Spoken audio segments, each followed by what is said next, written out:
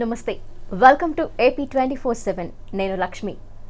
మహిళలు స్వేచ్ఛ సమానత్వం కోసం పోరాడుతున్న ఈ రోజుల్లో రాజకీయాల్లోకి అరంగేట్రం చేసి తన ప్రస్థానాన్ని సక్సెస్ఫుల్గా కొనసాగిస్తున్న మన ఆళ్లగడ్డ ముద్దుబిడ్డ. ఆవిడ ఏ రకంగా రాజకీయాల్లోకి ఎంటర్ అయ్యారు అనే విషయం అందరికీ తెలుసు. కానీ సక్సెస్ని ఏ విధంగా కొనసాగిస్తున్నారు అనే విషయాలు ఆవిడతోనే మాట్లాడదాము ఈరోజు మన విమెన్స్ డే స్పెషల్ సందర్భంగా. నమస్తే మేడం. నమస్తే అండి. మీరు రాజకీయ రంగ ప్రవేశం ఏ విధంగా చేశారనేది ప్రతి ఒక్కరికి తెలుసు. కానీ ఎంతోమంది మహిళలు ఈ ఫీల్డ్లోకి ఎంటర్ అవుతున్నారు, కానీ సక్సెస్ని సాధించడం అనేది మాత్రం మీకు మాత్రమే చెందింది అని స్పెషల్గా చెప్పచ్చు. సో ముందుగా విమెన్స్ డే సందర్భంగా విమెన్స్ డే స్పెషల్గా మీకు విషెస్ తెలియజేస్తున్నాము మా ఏపీ 24/7 తరపు నుండి. థ్యాంక్ యూ అండి. Thank you. మీకు కూడా శుభాకాంక్షలు. Thank you madam. సో మీకు మాత్రమే ఎలా సాధ్యమైంది ఈ సక్సెస్ అనేది? రాష్ట్రం మొత్తంలో కూడా శోభా నాగిరెడ్డి గారు పేరు చెప్పిన వెంటనే అందరూ ఏ పార్టీలో ఉన్నా కూడా ఆమెను చాలా మంచిగా రిసీవ్ చేసుకోవడం జరిగింది. ఎందుకంటే ఏ పార్టీలో ఉన్నా కూడా పార్టీకి కమిటెడ్గా మదర్ పనిచేయడం జరిగింది. ప్రజల్లో ఎప్పుడు మాకు ఫ్యామిలీలో ఎన్ని సమస్యలు ఉన్నా, ఎన్ని ఇబ్బందులు ఉన్నా, అపోజిషన్లో ఉన్నా కూడా ప్రజల దగ్గర ఆమె చాలా కమిటెడ్గా ఎప్పుడు అందుబాటులో ఉండి వాళ్ళ ఇంట్లో మనిషిలాగా కలిసిపోయి ఆమె రాజకీయాలు చేయడం జరిగింది. నేను ఫస్ట్ రాజకీయాలకి వచ్చినప్పుడు కూడా it was very difficult for me. ఎందుకంటే మామూలుగా రాజకీయాలు చేయడము వేరు, ఆమెలాగా చేయడం అనేది కూడా చాలా ఒక టాస్క్ లాగా అనిపించింది. ఫర్ ఎగ్జాంపుల్, నేను ఏ ఇంటికి వెళ్ళినా కూడా, ఇప్పుడు కూడా నేను ఇంటింటికి తిరుగుతున్నప్పుడు కూడా ఏ ఇంటికి వెళ్ళినా కూడా మా మదర్ ఫోటో కంపల్సరీ నేను చూడడం జరుగుతుంది. ఆవిడ లేరు అన్న బాధ ఒక విధంగా బాధ పెడుతూ ఉంటే, ఆవిడ తెచ్చిన స్ఫూర్తి అలాగే ప్రతి ఒక్కళ్ళ ఇంట్లో కూడా ఆవిడ ఫోటో చూస్తూ ఆ ఆనందాన్ని మీరు ఈ రాజకీయ జీవితంలో ఎంజాయ్ చేస్తూ ఉన్నారు. సో ఎలా ఎంటర్ అయ్యారు? మీన్స్ చిన్నప్పటి నుండి కూడా కోరిక ఉందా రాజకీయాల్లోకి ఎంటర్ అవ్వాలి అని, లేదంటే ఇట్ వాజ్ ఆల్ ఆఫ్ సడన్గా ఇది జరిగిన తర్వాత హ్యాపెన్ అయింది? రాజకీయము మాకేమి అంటే it was there at home. So ఇంట్లో మేము చిన్నప్పటి నుంచి పెరుగుతున్నప్పుడు అట్మాస్ఫియర్ ఉండింది. ఇన్ఫ్యాక్ట్ నేను చిన్నగా ఉన్నప్పుడు కొంచెం ఫ్యాక్షన్ గొడవలు ఆ విధంగా ఉండినాయి. నేను కాలేజ్ అయిపోయిన తర్వాత కూడా ఎప్పుడు కూడా మేము రాజకీయాలకి రావాలని కానీ, లేకపోతే మా తర్వాత మీరు రావాలని ఒక డిస్కషన్ కూడా ఎప్పుడు మా ఇంట్లో జరగలేదు.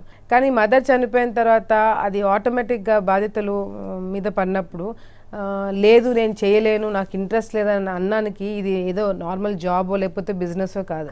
ఇది ఒక బాధ్యత. ఇది ఎన్నో త్యాగాలు, ఎంతో కష్టపడితే ఈరోజు శోభా నాగిరెడ్డి గారికి ఆ పేరు వచ్చింది. ఆమె చనిపోయిన తర్వాత ఆమె స్థానంలో నేను ఉండి రాజకీయాలు చేయడం అనేది కూడా ఒక విధంగా చెప్పాలంటే దేవుడు నాకు ఒక అవకాశం ఇచ్చినాడు. అది ముందుకు తీసుకెళ్ళడానికి, ఆ లెగసీ ముందుకు తీసుకెళ్ళడానికి. సో నేను కూడా ఎప్పుడు దానికి నో అని చెప్పలేదు.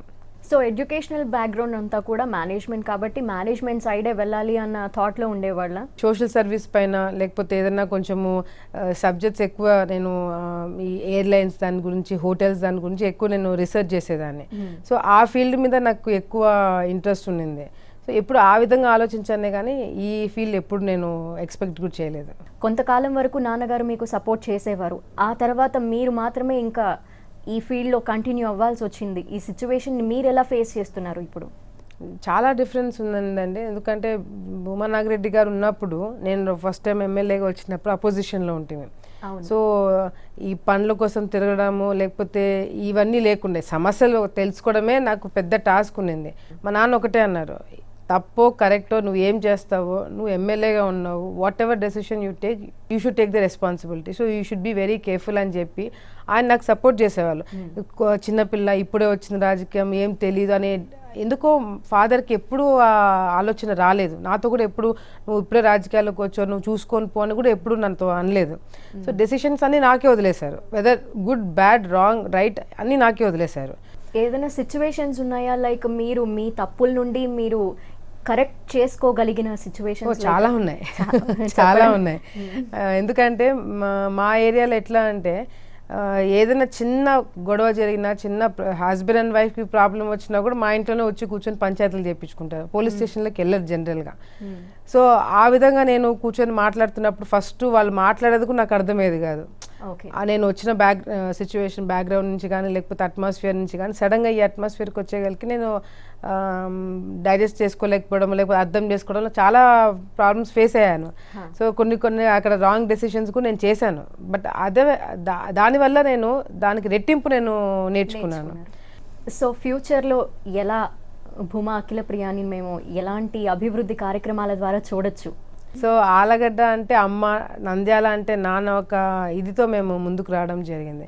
అన్ఫార్చునేట్లీ నాన్న చనిపోయినప్పుడు కూడా మాకు కూర్చొని మేము ఫాదర్ లేదనే లోటు తెలియకుండా మేము ముందుకు రావాల్సిన అవసరం పడింది. ఎందుకంటే క్యాండిడేట్ కొత్త, బ్రహ్మానందరెడ్డి గారు కొత్త. ఆయన పేరు ప్రపోజ్ చేసినప్పుడు చాలామంది చాలా డౌట్స్ రేజ్ చేయడం జరిగింది. సో భూమానాగరెడ్డి గారు కూతురుగా అందరూ నన్ను యాక్సెప్ట్ చేయడం కానీ ఇంకో అది డెఫినెట్గా ఉంటుంది. నాన్న చనిపోయిన సెంటిమెంట్ అది నేను నా మీద కాకుండా, ఎందుకంటే క్యాండిడేట్ నేను కాదు, బ్రహ్మానందరెడ్డి గారు ఆయనను ప్రొజెక్ట్ చేసి ఆయన వారసుడు, ఆయన కంపల్సరీ ఉండాలా, చేయిస్తాడు అనే నమ్మకం నేను ప్రజల్లోకి తీసుకెళ్ళడం కూడా నాకు చాలా పెద్ద టాస్క్. అది కేవలం ప్రజల్లోకి కాదు, పార్టీలోకి తీసుకెళ్లాలా, సీఎం గారిని ఒప్పించాలా, ఈ టాస్క్ అంతా కూడా చేయడం జరిగింది. సో ఎక్కువ నాకు ఉన్న 2 years టైంలోనే, ఎందుకంటే మేము తెలుగుదేశం పార్టీకి వచ్చి 2 years అయింది, ఈ 2 yearsలో కూడా నేను చేయాల్సిన అభివృద్ధి కార్యక్రమాలు ఫస్ట్ 7 months ఆబ్వియస్లీ గ్యాప్ వచ్చింది because of Nandyal elections. So ఎక్కువ నంద్యాలనే కాన్సన్ట్రేట్ చేయడం జరిగింది. నంద్యాల ఎప్పుడైతే భూమానాగరెడ్డి గారు ఇచ్చిన హామీలు నెరవేరుస్తున్నామో నిజంగా ఒక జాబ్ సాటిస్ఫాక్షన్ కానీ, ఒక కూతురుగా నేను తృప్తి పడ్డం కానీ, ఇంకా ఇది తప్ప ఇంకేముంది, దీనికి మించి ఏముంటుంది ఇంకా రాజకీయం అని అనుకోవడం జరిగింది. వాళ్ళ పేరు నిలబెట్టడము ఈరోజు. ఎందుకంటే శోభానాగరెడ్డి గారు, భూమానాగరెడ్డి గారు మెయిన్ పీక్ ఫ్యాక్షన్ టైంలో వాళ్ళు చాలా త్యాగం చేస్తున్నారు, చాలా కష్టాలు పడ్డారు. ఇన్ఫ్యాక్ట్ ఓపెన్గా అందరికీ తెలిసిన ఫ్యాక్ట్, అవతల మాకు అపోజిషన్ ఉన్న వాళ్ళకన్నా ఎక్కువ నష్టపోయింది మేమే. ఏ పార్టీలో ఉన్నా కూడా గెలుస్తూ వచ్చినామంటే ఆ నష్టపోయింది, ఆ కష్టం ప్రజలు గమనించినారు. కాబట్టి ఈరోజు ఏ పార్టీలో ఉన్నా కూడా శోభానాగరెడ్డి గారు, భూమానాగరెడ్డి గారు గెలుస్తూ వచ్చినారు. ఏ పార్టీలో ఉన్నా కూడా వాళ్ళకి ఆ మర్యాద ఇవ్వడం జరిగింది. మీ బ్రదర్ కానీ సిస్టర్ కానీ సపోర్ట్ ఏ విధంగా ఉంటుంది మీరు చేసే పనుల్లో? తమ్ముడు పాపం హీస్ 19 years old ఇప్పుడు. ఫాదర్ చనిపోయినప్పుడు, మదర్ చనిపోయినప్పుడు చాలా ఎమోషనల్గా హీ వాజ్ ఎఫెక్ట్ అయినాడు. కాకపోతే మాకు మెయిన్ స్ట్రెంగ్త్ కూడా వాడే. ఎందుకంటే మదర్ చనిపోయిన తర్వాత మా నాన్నని ఓదార్చినాడు. ఏం కాదులే నాన్న, నువ్వే అట్లా అయిపోతే ఎట్లా, నువ్వు గట్టిగా ఉండాలని చెప్పి వాడు ధైర్యం చెప్పినాడు. అప్పుడు హీ వాజ్ హార్డ్లీ 14-15 years ఉంటాడు అంతే. ఫాదర్ చనిపోయిన తర్వాత అదే ధైర్యం మళ్ళీ నాకు ఇవ్వడం జరిగింది. So if he strong, we are all strong, because he's most pampered kid అనమాట. తమ్ముడు అందరికన్నా బాగా ఎక్కువ మేమే ప్యాంపర్డ్ చేస్తాము. సో వాడంత స్ట్రాంగ్గా మేము చూడడం వల్లనే ఈరోజు నేను కూడా బయటకు వచ్చి నేను కూడా చేసుకోగలుగుతున్నాను. ఏదైనా కొంచెం డిప్రెస్డ్గా లేదా ఇబ్బందిలో ఉన్నాడని తెలిస్తే మేము కూడా ఇంత బయటకు వచ్చి మేము కూడా రాజకీయాలు చేసే పరిస్థితి నాకు కూడా ఉండేది కాదు. And at the same time sister support కూడా అంతే ఉంది. ఇప్పుడు కమింగ్ ఎలక్షన్స్లో అయితే నాన్నగారు కానీ సపోర్ట్ లేదు, అమ్మగారి సపోర్ట్ లేదు, దాన్ని మీరు ఏ విధంగా ఫేస్ చేయబోతున్నారు? లైక్ ఇప్పుడు decision making is important thing and మీరు ఇప్పుడే స్ట్రాంగ్గా ఉండాల్సిన సిచ్యువేషన్స్. సో ఎలా? ఒకటి, నేను ఒక లేడీ అవ్వడము, 2 మదర్ ఫాదర్ ఇద్దరు లేకపోవడము, 3 ఫస్ట్ టైం ఎలక్షన్ మేము ఫేస్ అయ్యేది. సో ఇవన్నీ కూడా మాకు ఒక విధంగా చూసుకోవాలంటే పెద్ద ఛాలెంజ్ నాకు. ఎందుకంటే నా కెరియర్కి కానీ, ఆలగడ్డ మా గ్రూప్కి కానీ, ప్రజలకు కానీ, నేను చేసినవి కానీ ఇవన్నీ కూడా ఇప్పుడు దీని మీద డిపెండ్ అయి ఉంటుంది. కానీ ఎప్పుడు కూడా నేను అండర్ కాన్ఫిడెన్స్ ఉండడం కానీ, లేకపోతే ఏమైపోతుందో నెక్స్ట్ ఏంటో, అయ్యో ఏం చేయాలా అనేది కంగారు కానీ, ఇదిగా నాకు ఆ భయం కానీ ఎప్పుడు కూడా లేదు. నంద్యాల ఎలక్షన్ టైంలో కూడా లేదు, ఇప్పుడు కూడా నాకు అనిపించట్లేదు. ఎందుకంటే నా మీద నాకు నమ్మకం ఉంది, నా డెసిషన్స్ పైన నాకు నమ్మకం ఉంది ఫస్ట్. సెకండ్, నాకు ఆలగడ్డ ప్రజల మీద నమ్మకం ఉంది. సో మీరు ముందుగా చెప్పినట్టు మహిళలు ఈ ఫీల్డ్లోకి రావాలంటే ఎలాంటివి ఫేస్ చేస్తున్నారు రీసెంట్ డేస్లో? కానీ రాజకీయాలు అసలు కరెక్ట్ అయినా మహిళలకి? మా ఫాదర్ మా మదర్కి ఏ విధంగా ఒక ఛాన్స్ ఇచ్చి తను ఎంపీగా వెళ్ళినప్పుడు ఆలగడ్డ లాంటి ప్రాంతంలో అప్పుడు బాగా హై ఫ్యాక్షన్స్ కానీ, గొడవలు కానీ ఇవన్నీ జరుగుతున్న టైంలో శోభానాగరెడ్డి గారిని ఆలగడ్డ ప్రాంతంకి తీసుకురావడం అనేది కూడా ముఖ్యమంత్రి గారు, భూమానాగరెడ్డి గారు ఇద్దరు మా మదర్ని కూర్చోబెట్టుకొని కన్విన్స్ చేశారు. అఫ్కోర్స్ మదర్కి ఇంట్రెస్ట్ ఉండింది, but she was not confident. నేను అసలు మైక్ ఇస్తే కూడా ఆ టైంలో ఎమ్మెల్యేగా క్యాండిడేట్గా డిక్లేర్ చేసినప్పుడు మైక్ ఇస్తే నాకు ఓటు ఏంటని కూడా చెప్పలేకపోయింది మా మదర్. అలాంటిది ఈరోజు శోభా నాగిరెడ్డి గారు అంటే స్టేట్లో ఒక ఫైర్ బ్రాండ్గా పేరు తెచ్చుకున్నారు. అవును. ఆ విధంగా ఆమె రాగలిగిందంటే వెనకాల భూమా నాగిరెడ్డి గారి support, family support, cadre support, ప్రజల సపోర్టు, పార్టీ సపోర్టు ఇవన్నీ కూడా ఉంటేనే మహిళలు ముందుకు రాగలుగుతారు. సో ఇప్పుడు జరుగుతున్న సిచ్యువేషన్స్ లైక్ మహిళలపై దాడులు కావని చాలా చూస్తున్నాం. డే బై డే ఇవే ఇంక్రీజ్ అవుతున్నాయి. ఎలా ఫేస్ చేయగలగాలి మహిళలు? చాలామంది డొమెస్టిక్ వైలెన్స్ చాలామంది ఇళ్లలో మహిళలను కొట్టడం కానీ, తక్కువ చేసి మాట్లాడడం కానీ, ఇంకొకటి కానీ సెక్షువల్ హెరాస్మెంట్ కానీ ఇవన్నీ చాలా జరుగుతుంటాయి. మనం బయటకు వచ్చి దాని గురించి మాట్లాడకపోతే ఎవరు మనకు హెల్ప్ చేయలేరు. అది గవర్నమెంట్ కానీ, పోలీసులు కానీ, నీ సొంత ఫ్యామిలీ మెంబర్స్ కానీ జరిగినట్టుగా బయటకు వచ్చి చెప్పకపోతే మాత్రం ఎవరు కాపాడలేరు. కాయిన్కి ఒక సైడ్ సక్సెస్ ఉంటే ఇంకొక పక్క బాధలు కూడా ఉంటాయి. మీరు చెప్పినట్టు మీ పాస్ట్ లైఫ్లో కొన్ని ఫేస్ చేశారు. సో దాని నుండి మీరు ఓవర్కమ్ అయ్యి ఏ విధంగా బయటకు రాగలిగారు? లైక్ మీ పర్సనల్ లైఫ్ గురించి కూడా అబ్యూస్ చేసేవాళ్ళు కొంతమంది. అపురూపంగా నీ కూతురు పెంచుకున్నప్పుడు ఇంట్లలో చాలామంది ఫాదర్స్ చాలా అపురూపంగా పెంచుకుంటారు. కానీ ఏదైనా మ్యారేజ్ అయినప్పుడు, ఇంకొకటి ఏదైనా సమస్య వచ్చినప్పుడు అందరు ఫాదర్స్ లాగా ఒక క్లోజ్డ్ మెంటాలిటీతో ఆలోచిస్తారు. అది కాకుండా నువ్వు ఎట్లయితే నీ కూతురు ఉండాలనుకుంటున్నావు, యూ గివ్ ద ఫ్రీడమ్. నువ్వు ఆమె లైఫ్కి నువ్వు డెసిషన్ తీసుకున్న లైఫ్ డెసిషన్స్ ఆమెకు వదిలేయండి. What she wants she will know. రేపు పొద్దున మిమ్మల్నే తిట్టుకుంటుంది. మీరు చెప్పడం వల్లనే నేను ఈ నా కంటిన్యూ అయిందని చెప్పి. ఇది నాట్ జస్ట్ మ్యారేజ్ అండి, మ్యారేజ్ అనేది కాదు, ప్రతి ఒక్క స్టేజ్లో ఏం చదువుకోవాలా, ఏం చేయాలా, ఎట్లా ఉండాలా, ఏంటనేది ప్రెజర్ పెట్టే కొద్దీ వాళ్ళు ఏదో మీకోసం సాక్రిఫైస్ చేస్తున్న ఫీలింగ్లో ఉంటారు, కానీ వాళ్ళ లైఫ్ వాళ్ళు బతకడానికి ఉండదు. సో నా ఒపీనియన్ అయితే నేను చదువుకున్న చదువు కానీ, నేను పెరిగిన అట్మాస్ఫియర్ కానీ, నేను చూస్తున్న ఇప్పుడు సొసైటీలో చూస్తున్న ఇది కూడా కానీ, ఏదైనా సరే మనం ఓపెన్ మైండ్తో ఉంటే కానీ సొసైటీలో మార్పు రాదు. ఇప్పుడు లైఫ్ ఏ విధంగా ఉంది? ఇప్పుడు లైఫ్ పర్సనల్ లైఫ్ బాగుందండి. I'm happily married. సో మా హస్బెండ్ని కూడా తీసుకొచ్చి ఆలగడ్డలో పెట్టాను. సో ఏదైనా బ్యాక్గ్రౌండ్ వర్క్ కానీ ఏదైనా నాకు హెల్ప్ చేస్తున్నారు. టూరిజం మినిస్టర్ కాబట్టి వాటికి సంబంధించి ఎలాంటి డెవలప్మెంట్స్ తీసుకురావాలి అనుకుంటున్నారు కొత్తగా? చాలా గొప్పగా అందరికైతే నేను చెప్పుకోవడం ఏంటంటే, నేను మంత్రి అయిన తర్వాత టూరిజం డెఫినేషన్ నేను స్టేట్లో మార్చగలిగినానని చెప్పి నేను గొప్పగా చెప్పుకుంటున్నాను దాంట్లో. సో ఎందుకంటే టూరిజం అనగానే మనం చాలా లిమిటెడ్గా ఆలోచించడం జరిగింది. కంబైన్ స్టేట్లో ఉన్నప్పుడు కానీ, లేకపోతే ఆఫ్టర్ స్టేట్ డివైడ్ అయిన తర్వాత కూడా చాలా లిమిటెడ్గా మన థాట్స్ని పెట్టుకోవడం జరిగింది. చాలామంది టూరిజము ఏముంటుంది, ఏం చేయగలుగుతావు, దాంట్లో ఏంటి అనేది చాలామంది స్టార్టింగ్లో నాకు ఇచ్చినప్పుడు కూడా దే ఎక్స్పెక్టెడ్ మోర్. నేను చెప్పినాను, సీఎం గారు కరెక్ట్గా ఆలోచించే నాకు ఇచ్చినారు. బికాస్ ఫస్ట్ టైం మంత్రి, టైం తక్కువ ఉంది, at the same time educated. So ఇటువంటి ఏదైనా సర్వీస్ సెక్టర్లో పెడితే ఏదైనా ఉపయోగపడుతుంది, తనకు కూడా నేర్చుకుంటుంది. కరెక్ట్. చాలా మందికి తెలియదు ఏంటంటే tourism is favourite subject CM గారికి. Tourism subject is very close to his heart. So ఎక్కడికి వెళ్ళినా టూరిజం గురించి మాట్లాడతారు ఆయన. సో అది ఆ రెస్పాన్సిబిలిటీ నాకు ఇచ్చారంటే in a way I feel lucky. River బోటింగ్కి వెళ్ళిన పాపికొండలు దగ్గర కానీ, ఇక్కడ కానీ పవిత్ర సంగమం దగ్గర కానీ ఇన్సిడెంట్స్ జరిగినాయి. ఆ టైంలో భూమా అఖిలప్రియ మీద చాలా విమర్శలు వచ్చేసాయి. So we heard so many. Fail అయ్యారు అన్న వర్డ్స్ అండ్ ఎందుకు అన్న విమర్శలు కూడా వచ్చాయి. అసలు ఎందుకు అని. అలాంటప్పుడు దాన్ని మీరు ఏ విధంగా ఫేస్ చేశారు? లైక్ ఎంత ఛాలెంజింగ్ అప్పట్లో మీకు? ఐ వాజ్ వెరీ కామ్ అండి. ఎందుకంటే ఏదైనా ఇష్యూ అయినప్పుడు కంగారు పడిపోయి హైప్ వచ్చిందని చెప్పి నువ్వు ఇదైపోతే రాంగ్ డెసిషన్స్ తీసుకునే అవకాశం ఉంటుంది. ఆ రోజు నేను విజయవాడకి వేరే పని మీద బయలుదేరినప్పుడు కూడా మధ్యలో నాకు ఫోన్ వచ్చి ఈ విధంగా ఇన్సిడెంట్ జరిగిందని చెప్పిన వెంటనే నేను డైరెక్ట్గా స్పాట్ దగ్గరికి వెళ్ళిపోయాను. నైట్ 10:30 ఆ టైం అయింది. కొంతమంది అప్పుడే చనిపోయినారు కొంతమంది అని చెప్పిన వెంటనే we didn't start looking into investigation.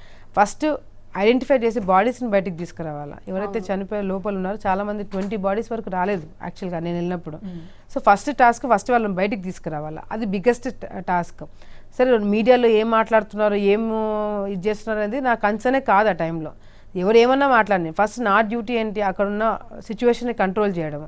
నేను వెళ్ళినప్పుడు కూడా ఎవరు దీనికి కారణము ఏంటి అనేది మాట్లాడుతున్నప్పుడు కూడా మీడియా ఫస్ట్ బయటికి తీసుకురండి, లేకపోతే సిచ్యువేషన్ కమ్ అండర్ కంట్రోల్, దాని తర్వాత లేటర్ థింగ్స్ తర్వాత చూడొద్దామని చెప్పి మాట్లాడినా. ఆ రోజు మీరు చాలామంది న్యూస్ కవర్ చేశారు, వెళ్ళిపోయారు. 48 hours వరకు లాస్ట్ బాడీ వరకు దొరకలేదు. 48 hours పట్టింది. సో అన్ని బాడీస్ అయిపోయిన తర్వాత లాస్ట్ ఒక అమ్మాయిది మాత్రం దొరకలేదు. ఆ అమ్మాయి దొరికినంత వరకు నేను ఇంటికే పోలేదు. చాలామందికి కూడా తెలియదు. నైట్ మీడియా వాళ్ళు వెళ్ళిపోయారు, పొలిటీషియన్స్ వెళ్ళిపోయినారు, ఇంకొకరు వెళ్ళిపోయినారు. ఇన్ఫ్యాక్ట్ మిగతా జనాలు ఎవరు లేరు. నేను, నా సెక్యూరిటీ వాళ్ళు, రెస్క్యూ టీం వాళ్ళు ఉండి నైట్ ఐ థింక్ అరౌండ్ 12:30కో 1కో నాతో పాటు నాకు తోడుగా భూమా బ్రహ్మానంద రెడ్డి వచ్చినాడు, మా అన్నయ్య. ఇద్దరం వెళ్ళి కూర్చొని లాస్ట్ బాడీ దొరికినప్పుడు అమ్మాయి బాడీ చూసి నేనే తట్టుకోలేకపోయినాను. ఆ అమ్మాయిని తీసుకొని నేనే హాస్పిటల్కి వెళ్ళి మార్చిరీ అంతా ఫార్మాలిటీస్ అన్ని కంప్లీట్ చేసుకొని వాళ్ళ బంధువులు ఉంటే నేనే బండి పెట్టి వాళ్ళ బంధువులను ఎక్కించి ఊరికి పంపించడం జరిగింది. వాళ్ళ ఫ్యామిలీ మెంబర్స్తో నేను మాట్లాడుతున్నాను. అదంతా ప్రాసెస్ అయిపోయిన తర్వాత we got in to investigation. ఎందుకంటే ఇట్లాంటిది ఏదైనా ఇన్సిడెంట్ అయినప్పుడు వెంటనే ఒకరిని బ్లేమ్ చేయడం చాలా ఈజీ. ఆ ఫ్యాక్ట్స్ ఏంటనేది తెలుసుకోవడం అనేది కూడా ఫస్ట్ ఇంపార్టెంట్ అనిపించింది మాకు. ఈ బోట్ ఏదైతే జరిగిందో ఆ టైంలో చాలా విమర్శలు వచ్చినాయి. టూరిజం డిపార్ట్మెంటే ఫెయిల్యూరు, మేము పర్మిషన్స్ ఇచ్చామని చాలా కథలు అల్లినారు. నేను రాజీనామా చేయాలని చెప్పి, నన్ను తీసేయాలని చెప్పి కూడా చాలా వచ్చినప్పుడు కూడా నేను రియాక్ట్ కాలేదు, నేను కంగారు పడిపోలేదు. ఎందుకంటే ఫ్యాక్ట్స్ నాకు తెలుసు. ఒకవేళ ముఖ్యమంత్రి గారు ఎస్ నువ్వు తప్పు చేసావు, నువ్వు రాజీనామా చేయాలనుకుంటే నేను లో అని చెప్పడానికి లేదు. నేను కూడా ఆ విధంగా నన్ను మీడియాలో అడిగినప్పుడు నేను తప్పు చేశాను, నా సైడ్ నుంచి నా డిపార్ట్మెంట్ తప్పు చేసిందని మీరు ప్రూవ్ చేయండి, విల్ టేక్ యాక్షన్ అని చెప్పిన. అక్కడ ఏం జరిగింది, అసలు permissions we have not given any permissions. వాళ్ళు వాడెవడో సడన్గా వచ్చి బోట్ వేసుకొని వాడు వెళ్ళిపోయి ఎక్కించుకున్నాడు మా కళ్ళు కప్పి. ఫస్ట్ ఆఫ్ ఆల్ వాడికి పర్మిషన్స్ లేవు, ఎవడు ఇవ్వలేదు. మా కళ్ళు కప్పినారు. అక్కడ లోకల్గా ఉన్న వాళ్ళు ఎవరు ఇన్ఫర్మేషన్ ఇవ్వలేదు. అసలు బోటింగ్కి పర్మిషన్ టూరిజం డిపార్ట్మెంట్ ఇవ్వదని కూడా చాలామందికి తెలియదు. ఇప్పుడు కూడా ఏమనుకుంటున్నారు, ఏదైనా బోట్ వెళ్తుంటే టూరిజం డిపార్ట్మెంట్ పర్మిషన్ ఇచ్చిందని అనుకుంటారు. కానీ మేము పర్మిషన్ ఇవ్వడానికి మాకు రైట్ కూడా లేదు. మా బోట్స్కే ఇరిగేషన్ డిపార్ట్మెంట్ వాళ్ళు పర్మిషన్ ఇవ్వాలా, టూరిజం బోర్డ్స్కి ఇరిగేషన్ డిపార్ట్మెంట్ వాళ్ళు పర్మిషన్ ఇవ్వాలా. సో ఈ క్లారిటీ అంతా నేను బయటికి వచ్చి చెప్పి ఇన్వెస్టిగేట్ చేసి మా వాళ్ళని ముగ్గురిని, నాట్ బికాస్ వాళ్ళు తప్పు అంటే వాళ్ళు ఇన్వాల్వ్ అయినారనే ఒక ఇష్యూ, రెండోది ఏంటంటే వాళ్ళ నెగ్లిజెన్స్ వల్ల కూడా ఇది అయిందని చెప్పి ఇమ్మీడియట్గా ముగ్గురిని సస్పెండ్ చేసేసాం. కోర్టు ఇంకా కేసు నడుస్తుంది అది. సో ఇక్కడ కూడా మేము అంటే అఫ్కోర్స్ చనిపోయిన వాళ్ళని వెనక్కి తీసుకురాలేము, but at the same time జాగ్రత్తలు తీసుకోవడము మేము స్టార్ట్ చేయడం జరిగింది. And we made it very clear. మేము ప్యాసింజర్లు కూడా చెప్తున్నాము, బోట్స్ పెట్టిస్తున్నాము, లైఫ్ జాకెట్స్ లేకుండా మీరు ఎక్కకండి. ఇందాక చంద్రబాబు గారు ప్రస్తావన వచ్చింది కాబట్టి మీ ఇద్దరి మధ్య బాండింగ్ ఏ విధంగా ఉంటుంది? లైక్ ఒక ఫీమేల్ కాబట్టి ఆయన మహిళలకి ఎంత ఇంపార్టెన్స్ ఇస్తారు, పథకాలు ఎన్ని తీసుకొచ్చారు అన్న విషయం తెలుసు. సో మీకు ఏ విధమైన ప్రాధాన్యత ఆయన ఇస్తూ ఉంటారు? అంటే స్టార్టింగ్లో కొంచెము నా మీద నెగిటివ్గా చాలా వచ్చింది. అంటే బై ఎలక్షన్స్కి ముందు ఆ టైంలో ఎవరి మాట వినదు, తన ఇష్టంగా వెళ్ళిపోతుంది, పెద్దల్ని లెక్క చేయదు, అది ఇది అని చాలా ఎందుకో చాలా తప్పు ప్రొజెక్షన్ వచ్చింది. ఎందుకంటే చాలామంది అర్థం చేసుకోలేకపోయినారు స్టార్టింగ్. అంటే ఈ అమ్మాయికి తెలియదు, బెనిఫిట్ ఆఫ్ డౌట్ నాకు ఇవ్వలేదు. ఆ అమ్మాయి చేసిండకపోవచ్చేమో, ఊరికే రూమర్స్ వస్తున్నాయేమో, ఆ అమ్మాయి అట్లా కాదనేది కూడా చాలామంది ఆలోచించుకోలేకపోయినారు. ఏది న్యూస్లో వస్తే అది నమ్మేసే పరిస్థితి ఆ టైంలో కనిపించింది. ముఖ్యమంత్రి గారు కూడా ఏంటి ప్రాబ్లం ఏంటి, ఎందుకు ఇట్లా న్యూస్లో ఇట్లా అడిగినప్పుడు కూడా నేను చెప్పినాను, సార్ ఈ విధంగా ఉంది, నాకైతే తెలియట్లేదు ఎందుకు, వాట్ ఈస్ హ్యాపెనింగ్ అని చెప్పి. అంటే ఆయనే నవ్వి ఒక మాట అన్నారు, ఎవడు ఎక్స్పెక్ట్ చేయలేదు నీకు మంత్రి పదవి వస్తుందని. లేడీ ఒకటి, నువ్వు మహిళ అవ్వడంతో, అందరికన్నా చిన్న అవ్వడంతో ఏం కష్టం లేకుండా నీకు వచ్చిందని కూడా చాలామంది అనుకుంటుంటారు. ఆ జెలసీతో కూడా చాలామంది నీ గురించి తప్పుగా మాట్లాడుతుంటారు.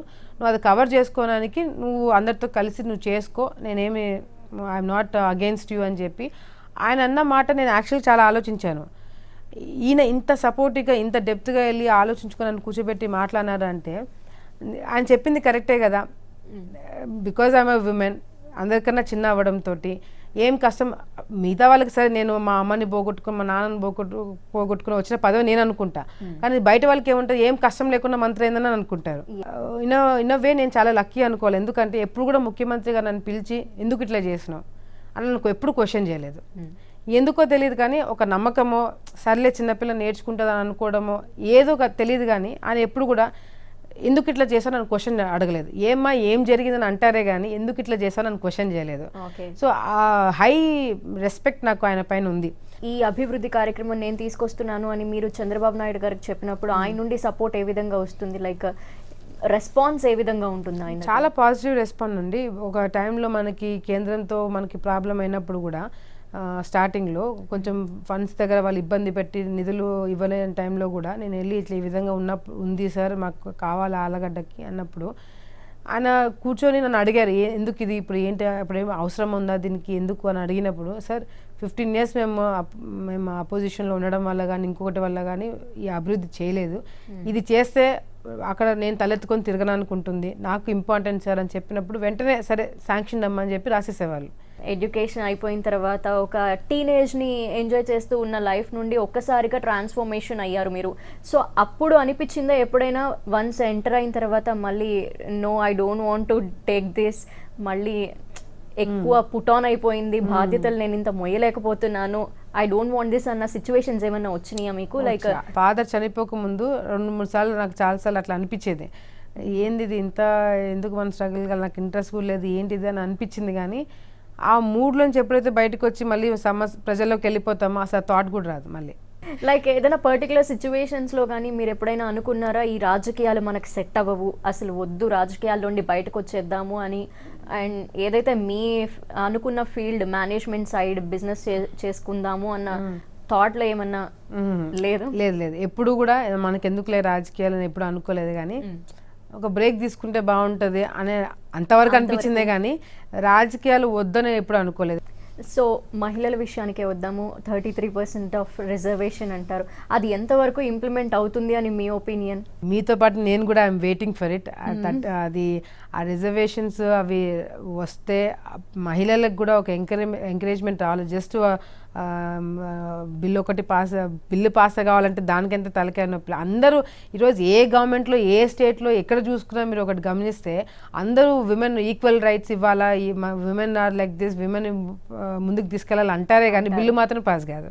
ఇన్ పర్యాటక శాఖ టూరిజం ద్వారా మహిళలకి ఎలాంటి ఎంప్లాయ్మెంట్ ఆపర్చునిటీస్ ఉన్నాయి? బికాజ్ ఎవ్రీవేర్ మహిళలకి అణిచివేత అనేది ఖచ్చితంగా ఉంది. సో ఇక్కడ ఏ విధమైన ఆపర్చునిటీస్ ఉన్నాయి మహిళల కోసం? చార్జ్ తీసుకున్న తర్వాత విమెన్ పనిచేసే ఎంప్లాయీస్ అందరూ కూడా నాకు ఎవరో మొన్న పాత స్టాఫ్ ఎవరో ఉన్నప్పుడు, మేడం విమెన్కి ఇట్లా ఈ విధంగా అమ్మాయి ఉద్యోగంకి వచ్చింది, రిసెప్షన్లో పెట్టేద్దామని అన్నారు. అన్న ఎందుకు రిసెప్షన్ మాత్రమే, why not field work, why not manager, why not ground staff, ఎందుకు ఓన్లీ రిసెప్షన్? అంటే ఓన్లీ ఫేస్ వర్కే విమెన్ కావాలా, హార్డ్ వర్కింగ్కి యూ డోంట్ వాంట్ విమెన్ అని చెప్పి నేను నో మ్యాటర్ వేర్ నాకు ఏదైనా అప్లికేషన్స్ విమెన్ తరపు నుంచి వచ్చినా కూడా వెంటనే నేను ఫార్వర్డ్ చేసి which ever field she is interested, ఆమె స్కిల్స్ని బట్టి ఉద్యోగం ఇవ్వండి, not because of a face. So మహిళల కోసం మీరు ఏం చెప్పాలనుకుంటున్నారు? లైక్ అమౌంట్ ఆఫ్ వాళ్ళ థాట్స్లో కానీ, వాళ్ళ థాట్ ప్రాసెసింగ్ థింకింగ్లో కానీ, వాళ్ళ ఫేస్ చేసే సిచ్యువేషన్స్లో ఉండి కానీ ఎలాంటి చేంజ్ వాళ్ళు తీసుకొస్తే బాగుంటుంది అని మీరు ఎక్స్పెక్ట్ చేస్తున్నారు? నేను అనుకోవడము, ఐ థింక్ ఆల్ విమెన్ మెంటల్గా ఎంత స్ట్రాంగ్ ఉన్నా అది మనకు చాలామంది విమెన్ బయటికి చూపించుకోలేకపోతున్నారు. ఫర్ ఎగ్జాంపుల్ మా మదరే ఉంది, షీఈ్ బయటికి చాలా స్ట్రాంగ్గా ప్రొజెక్ట్ చేస్తుంది, బట్ వెన్ షీ కమ్స్ ఇంటికి వచ్చినప్పుడు ఒక డౌట్లు నేను మాట్లాడగలుగుతానా, నేను ఇంకా నేర్చుకోవాలా, నేను ఇంకా చేయాలా అని తపన పడుతుంటుంది. కొంతమంది యాక్సెప్ట్ చేస్తారు, కొంతమంది యాక్సెప్ట్ చేయరు. ఐ థింక్ మెంటల్గా మీరు లోపల ఎంత స్ట్రాంగ్ ఉన్నది మీరు బయటికి చూపించాలా. అది చూపించకపోతే మీరు మెంటల్గా ఎంత స్ట్రాంగ్ ఉన్నా కూడా అది దేనికి ఉపయోగపడదు. అండ్ ఇంకొకటి, విమెన్ డోంట్ గివ్ అప్. మీరు అంత ఈజీగా ఓటమిని యాక్సెప్ట్ చేయకండి. సరే ఇప్పుడు ఫెయిల్ అయినాము, మళ్ళీ రాయాలన్న చాలామంది కూడా ఆడవాళ్ళని బయటికి పంపించారు. ఒక ఎగ్జామ్లో ఏదైనా ఫెయిల్ అవుతే మళ్ళీ ఎందుకు రాస్తాం, ఇంట్లో కూర్చొని చదువుకో, ఏమొద్దు పెళ్లి చేసుకో అంటారు. అట్లా కాదు, మళ్ళీ రాయండి, నువ్వు ఫెయిల్ అవుతా అయినావు మళ్ళీ రాయి, మళ్ళీ నువ్వు పాస్గా నువ్వు చదువు మాత్రం ఎక్కడ కూడా డిస్కంటిన్యూ చేయకండి దయచేసి. సో మహిళలపై జరుగుతున్న దాడులకి వాటన్నిటికీ ఎంత స్ట్రాంగ్గా నిలబడాలంటారు? ఇప్పుడున్న యువత ఎలాంటి జాగ్రత్తలు తీసుకోవాలి? ఎవరన్నా ఒక అబ్బాయి ఏడుస్తే ఏంది ఆడపిల్లలాగా ఏడుస్తావు అంటారు. అంటే ఆడపిల్లలు అంటే ఏడుస్తారనేనా? పడిపోయింది. సో అది మారాలి, ఆ మైండ్ సెట్ మారాలి. మళ్ళీ అనేది ఎవరో కాదు, మహిళలే అంటారు. మదర్ కానీ సిస్టర్ కానీ వైఫ్ కానీ ఆడపిల్లలాగా ఏడుస్తావేందని అంటారు. ఫస్ట్ ఆ మైండ్ సెట్ మారాలా. ఆడపిల్లలంటే ఏడుపే కాదు, ఆడపిల్లలంటే సీరియల్లే కాదు, ఆడపిల్లలంటే ఇంటికి పరిమితమే అనేది మైండ్ సెట్ మహిళల దగ్గర నుంచి కూడా చేంజ్ రావాలి. తేడా ఉండకూడదు. ఎంతమంది మగవాళ్ళు షెఫ్ లేరండి, మన హోటల్స్కి పోతే అందరూ షెఫ్స్ మగవాళ్ళు కదా, వాళ్ళు వంటలు చేయట్లేదా? సో ఇవన్నీ కూడా సొసైటీలో చేంజెస్ వస్తున్నాయి. అది మనం కూడా యాక్సెప్ట్ చేయాలా, మైండ్ సెట్ని మార్చుకోవాలా. రాజకీయాల్లోకి రావాలనుకుంటున్న యువతకు కానీ మహిళలకు కానీ ఎలాంటి మెసేజ్ ఇస్తారు? రాజకీయాలని ఎంతవరకు సపోర్ట్ చేయొచ్చు అని మీరు చెప్తారు వాళ్ళ కోసం? చాలామంది రాజకీయాలంటే అదొక బురద, ఎందుకు మీరు దిగుతారు దాంట్లో కానీ అంటారే కానీ, యువత మహిళలు కంపల్సరీ రాజకీయాలకి రావాలి. ఈ సొసైటీ మైండ్ సెట్ని మార్చాలి. అట్ ద సేమ్ టైం కొత్త కొత్త ఆలోచనలతో మనం మన స్టేట్ని కానీ, మన పుట్టిన ఊరిని కానీ, మన దేశాన్ని కానీ ముందుకు తీసుకెళ్ళడానికి యువత, ముఖ్యంగా మహిళలు ముందుకు రావాల్సిన అవసరం ఎంతైనా ఉంది. అఫ్కోర్స్ డిఫికల్టీస్ అనేది ఎక్కడైనా ఉంటాయి. ఏ ఫీల్డ్లో కానీ మీరు పెళ్లి చేసుకుని ఇంట్లో కూర్చున్నా కూడా మీకు సమస్యలు వస్తాయి. అదేదో బయటకు వచ్చి సొసైటీ కోసం సమస్యలు ఫేస్ కావాలని చెప్పి నా అడ్వైస్. సో మీరు మీ టాలెంట్ని కానీ, మీరు ఏదైనా ఎవరు చెప్పినా కూడా మీరు కొట్లాడండి, బయటికి రండి. పాలిటిక్స్ నేను ఏ స్టూడెంట్ ఫంక్షన్కి పోయినా కూడా చెప్తాను, మహిళలు ముఖ్యంగా యూత్ ఎంతమంది రాజకీయాలకు రావాలనుకుంటే చేతులు ఎత్తండి అంటాను. సో ఆ నెంబర్ పెరగాల. యువత కంపల్సరీ రాజకీయాలకి రావాలా.